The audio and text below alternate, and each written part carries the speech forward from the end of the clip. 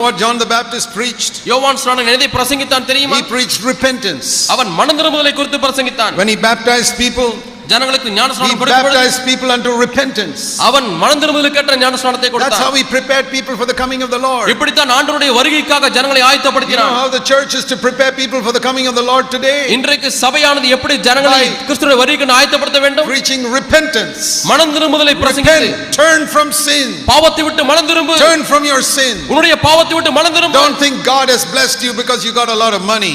நீ அதிகமாய் பணத்தை வைத்திருக்கிறபடினாலே தேவன் உன்னை ஆசீர்வதித்திருக்கிறார் என்று தப்பு கணக்கு போட்டு விடாதே. Who are the people who got maximum money in this country today? இன்றைக்கு இந்த தேசத்திலே அதிகபட்சமான பணத்தை வைத்திருக்கிறவர்கள் யார் தெரியுமா? Crooked businessmen.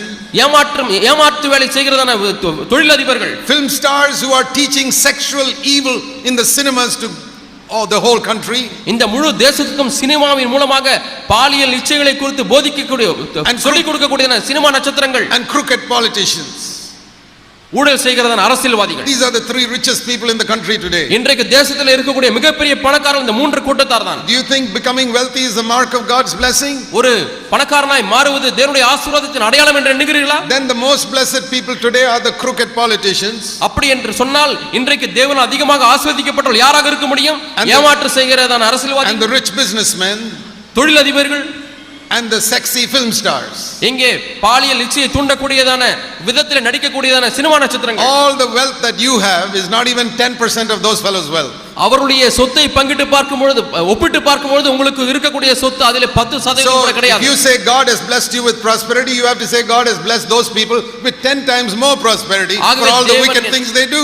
ஆகவே எனக்கு இருக்கிற செழிப்பு தான் தேவனுடைய ஆசீர்வாதத்துக்கு அடையாளம் என்று சொன்னால் உங்களை காட்டிலும் அவர்கள் 10 மடங்கு அதிகமாக ஆசீர்வாதம் பெற்றிருக்கிறார்கள். That's not the mark of God's blessing. தேவனுடைய ஆசீர்வாதத்துக்கு அது அடையாளமே அல்ல. If God blesses you, you'll become like Jesus Christ. நீங்கள் தேவனாலே ஆசீர்வாதம் பெற்றிருப்பீர்கள் என்று சொன்னால் நீங்கள் இயேசுவை போல மாறுவீர்கள். You will become holy. நீங்கள் பரிசுத்தவானாய் மாறுவீர்கள். You will become humble.